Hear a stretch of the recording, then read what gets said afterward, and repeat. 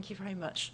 I'm not going to talk to you about IT in terms of technology, though. I'm going to talk about medical devices and diagnostics, which is actually what the NHS Technology Adoption Centre focuses on nowadays. Thank you very much for inviting me. As I was saying to Joe earlier on, I do an awful lot of public speaking, and I have to say it's very refreshing to come speak with a group of clinicians, because I normally have to speak to managers, who I suppose I am one, but it's still nice to talk to people who still lay hands on patients on a regular basis, as indeed I used to do many years ago.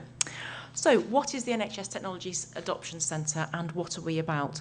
Well, as it says on here, we were formed in 2007, and that was because there's been a significant number of pieces of work that have realised that, unfortunately, despite the fact that we have much innovation and many good ideas that come to fruition because of the practice, the clinical practice that goes on in the NHS day in, day out, as an entity, the NHS is very, very poor at taking those up and using them on a wide scale, despite the fact there's often a very strong evidence base about the benefits that there could be, both from a clinical perspective and, in this current day and age particularly, a financial one.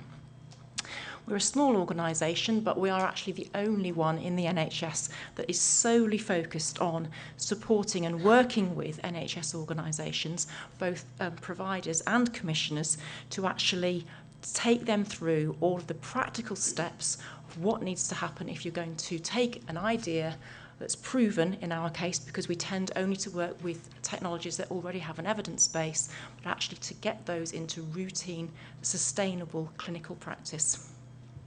And within that, our team is composed of a mix of people, many of whom have got a clinical background, but also have had commissioning experience, although that's not actually a role that we currently undertake, but also lots of people with research backgrounds, etc., etc. So how do we go about it? Well, as I said, we work with the people who are delivering care.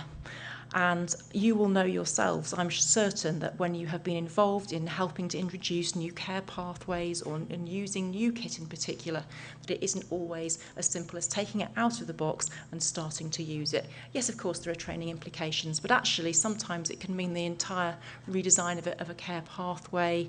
It can mean that you need to stop doing something that historically perhaps you've done over time, and that is complicated.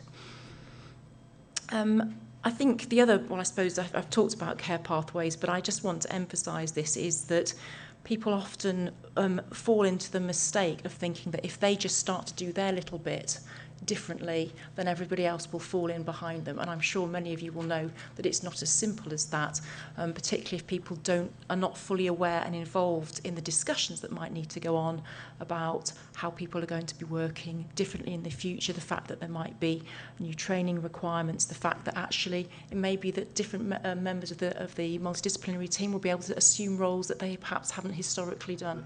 All of those things, I'm sure you recognise, are always talked about in terms of change, which is ultimately what this is about. Most importantly, however, in terms of this slide, and it's going to be a theme that I'd like to talk to you about throughout this presentation, is the importance of measuring outcomes. And I've worked with clinical teams all through my career, both from a managerial and obviously from a clinical perspective.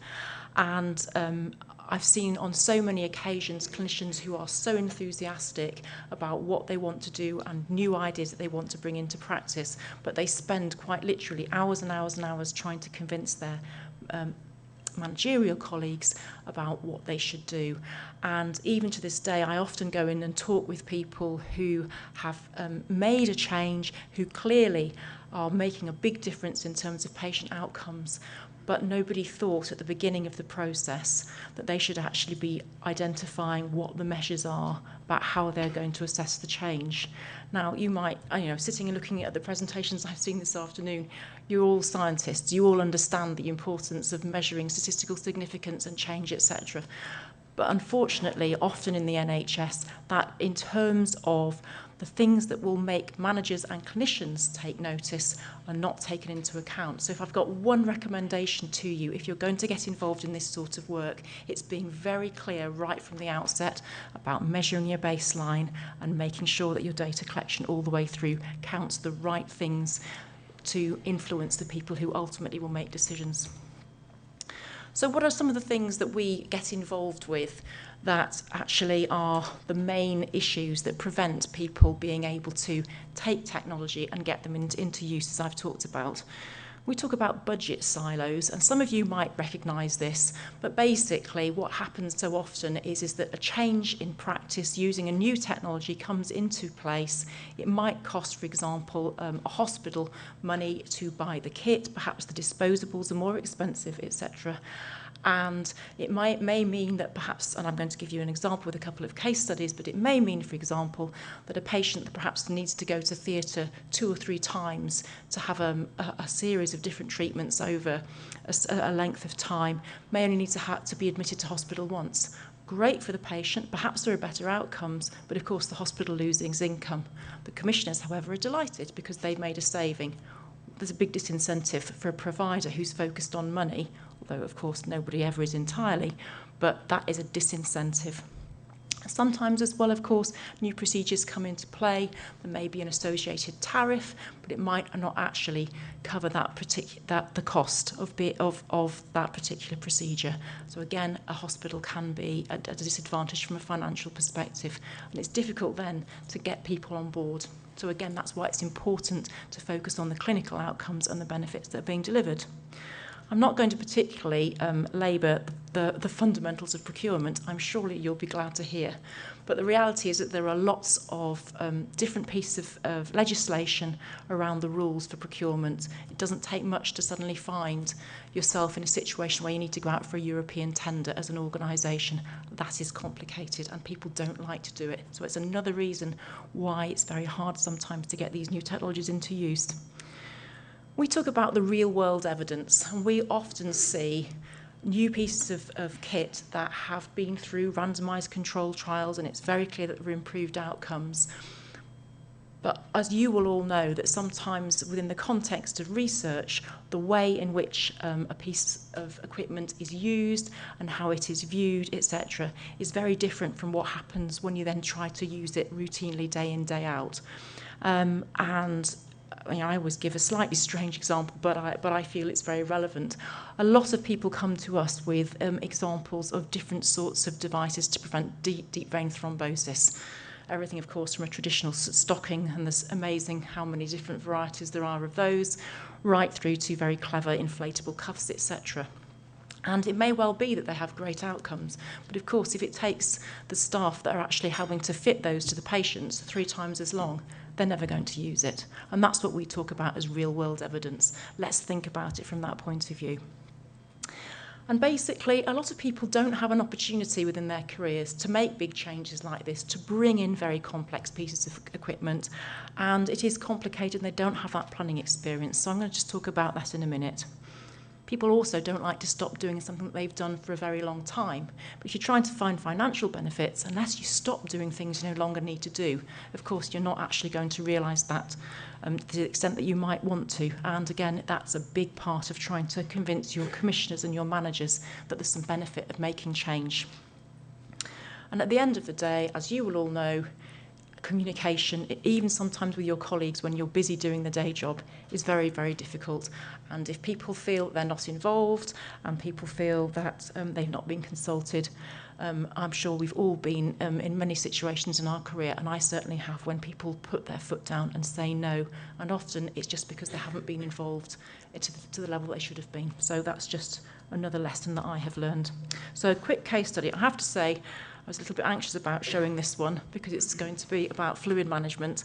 I'd like just to say I'm using this as an illustration of the sort of work that we do and the sort of measures that we know that are what people who are making the decisions about commissioning new equipment take into account, rather than the technology. But I'm going to give you another one as well. So this is a piece of work that we undertook about 3 years ago now, and it was looking at the use of esophageal Doppler monitoring. And I'm certain that the people in this room will know all about fluid management in a much greater way than I do.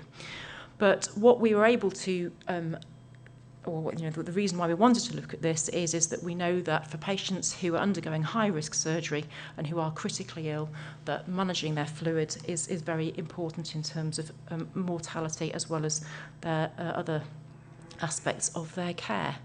And despite the fact that there is a very strong evidence base for this, we know that at the moment it's probably only used in about 10% of patients who would benefit in the NHS. We looked at this, as I've said, but NICE also put guidance out last year, and their estimation is that even if it was used in 50% of the patients who are likely to benefit, let alone the quality benefits for patients, there's a saving of potentially about £400 million a year for the NHS, which in this day and age is clearly very, very important and we should not be ignoring. So what did we actually find? Well, the way that we work typically when we take a new technology, we work with 3 or 4 either acute trusts or PCTs if it's a primary care-based technology, and we work with the teams on the ground to help them to adopt that technology. And in our particular piece of work, by the end of the process, we had over 1,200 patients. And these were the benefits that we found. I'm not going to run through those. I'm just giving you an illustration, though, of the sorts of things that we know need to be measured and are not necessarily always picked up in sort of randomised trials, etc., etc. The second one I want to talk to you about is, as it says on there, it's a assay that is used basically for women who are undergoing breast surgery when they've had their diagnosis of cancer and they are having their first operation. And rather than the conventional pathway when perhaps there will be sample nodes taken and then they will go away to the lab and perhaps 2 weeks later they will come back and they will know whether or not they are positive in terms of spread. This is a diagnostic that can be undertaken whilst the patient is on the table. It's got lots of benefits that you can see in there in terms of morbidity. But what we were actually able to demonstrate is that if this technology was used in all the eligible patients in the NHS every year, there would be over 11,000, principally women, but not of course exclusively, but principally 11,000 women who would have that second surgical procedure in terms of going back for an auxiliary clearance avoided.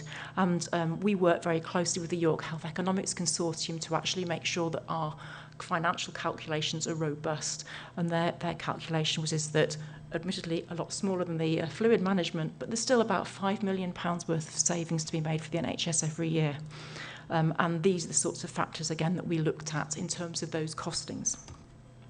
So in our experience, having worked with a number of technologies now over the last 5 years, we are very aware that people who are busy, yourselves included, because we work with a lot of clinical teams, simply don't have time for doing these sorts of things. And even when there is nice guidance, which gives people all of the reasons and the rationale why they might be doing things, it still doesn't often make an impact in terms of the uptake. So what we have come to realise is that actually, unless there is a sort of systematic and rigorous approach that people can follow, that adoption on a wide scale in the NHS is unlikely to happen. And I'm just going to literally skip through this now because I'm sure we're up against time. We call it our generic adoption process. It was developed both with clinicians and managers and commissioners and actually people from industry too, who helped us to scope out what they felt were the key stages that needed to be followed. So what are the minimum requirements? And I'm talking about this in the context of the title of this talk about how can we do better at adopting technology. And the first thing I would say is an absolute basic, but you would be amazed, sadly, how many people don't think about this, is does the technology that you want to start to use actually fit with what is needed in your organisation? So often people get really excited because they see something that is very interesting and they think we must have this. But of course, if there's not a patient need there, it's not going to happen. But that, sadly, is the way that so often things happen at the moment. And I've talked already, and it's been talked about, of course, earlier on this afternoon as well. Neil talked about this, but about what the commissioners want to know. And here we are. These are just the sorts of things that they are going to be wanting to take into account in terms of making decisions about whether or not they are going to support service changes.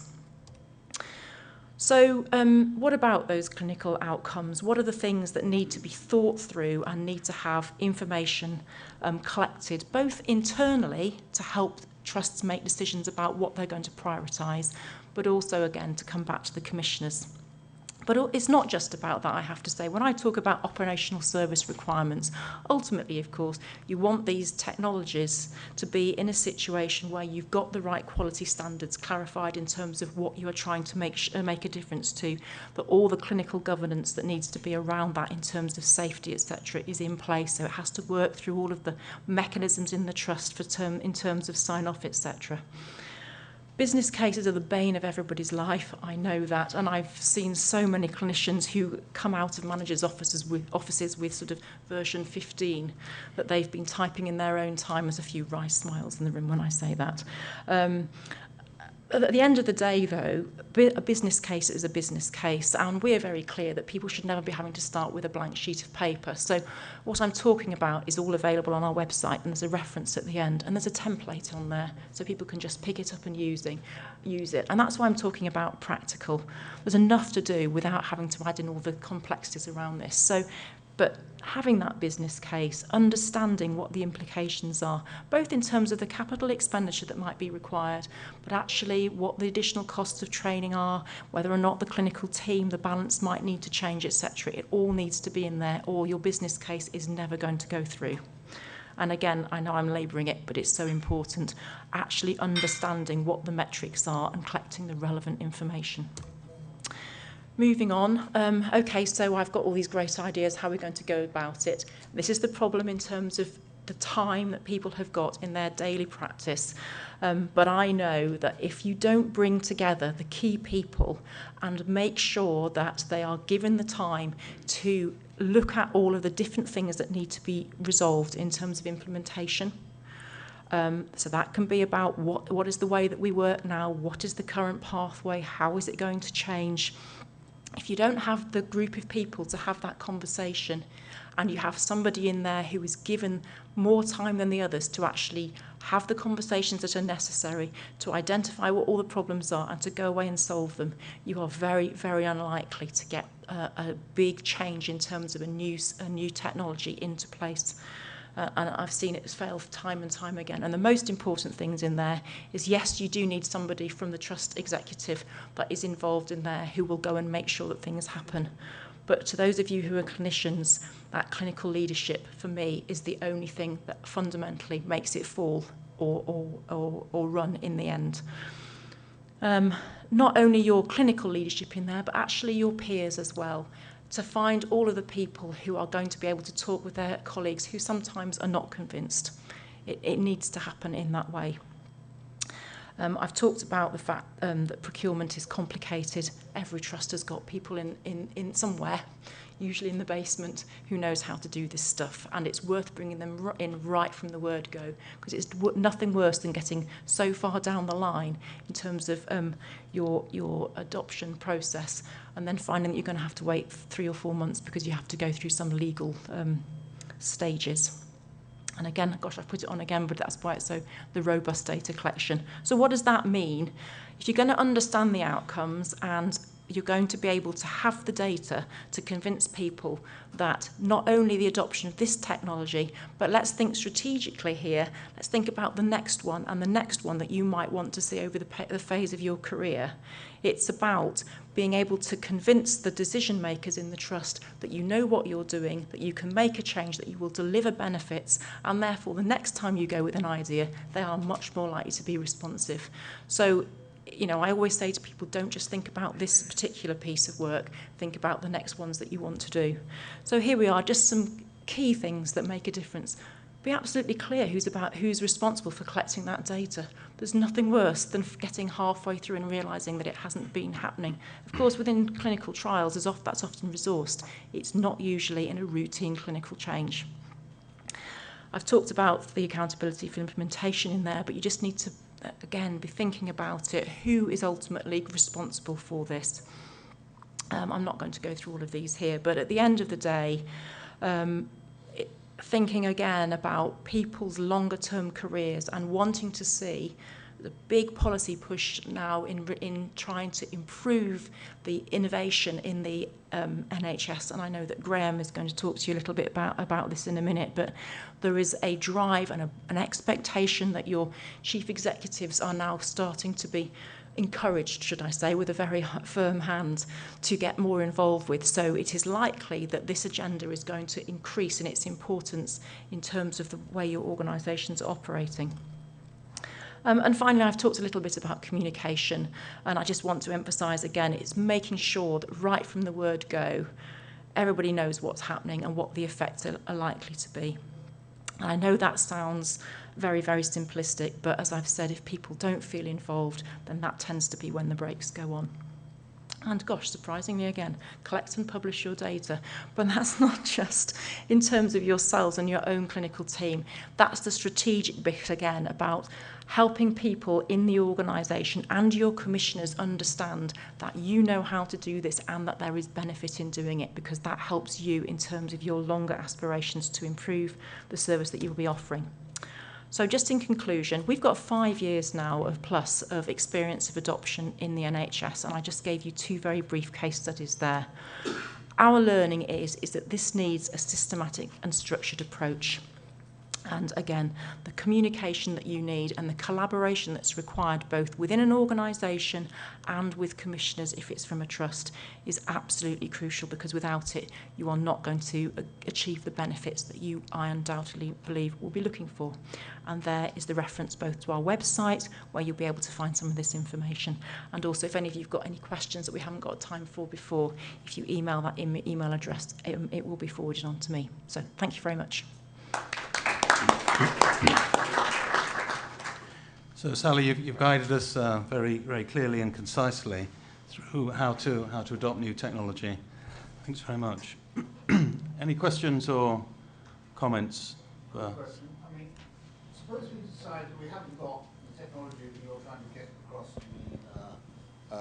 to the NHS, like the esophageal Doppler monitoring, for example. We don't have any cardiac output monitoring device. If we come to you and say we'd like to do this, are you actually going to help fund that in the trust? How is it going to positively help, or are we going to have to start do all that stuff all over? Right, okay. Well, the fluid management's probably not the best question on that, because actually the piece of work that we're very involved with at the moment is that because of our work and because of the work that NICE has done as part of this big national push to improve innovation, that's actually become a technology that the department is now in effect encouraging, mandating adoption across the whole of the NHS to use it for those appropriate patients. So that's slightly different. It's actually in what's called the operating framework this year, and has been put forward in this in the paper that was published earlier this year called Innovation, Health and Wealth, which has got 6 what's called high impact changes. So I'll just put that one slightly to one side. Routinely, in terms of if people have got technologies that they want to adopt, we're not an organisation that has resources other than the funding of the team. So we're not an organisation that can actually give people funds. What we do have, obviously, is knowledge. If it's a new technology that it looks like there could be great benefit, then if we have the capacity in our work programme, we would look at whether or not we could support organisations to do the sort of work that I've just described in-house, and we would normally want to recruit other organisations to join that piece of work. But we don't have, unfortunately, the resources to be able to go and help anybody that wants to at the moment. Whether or not that changes in time, I don't know. But we're always very happy to provide people with advice anyway, just because that doesn't take much. Just one more question, please, and then Hello, I'm David Scott from Edinburgh, and I know you know that Scotland's no longer part of the NHS. Every time I try and introduce something, there's always an IT aspect to it, and we can't get past IT security. They always say, no, you can't do it, or if you really go for them, you've got to submit it and it's 18 months, and it's too late. Is there a shortcut way of getting past them?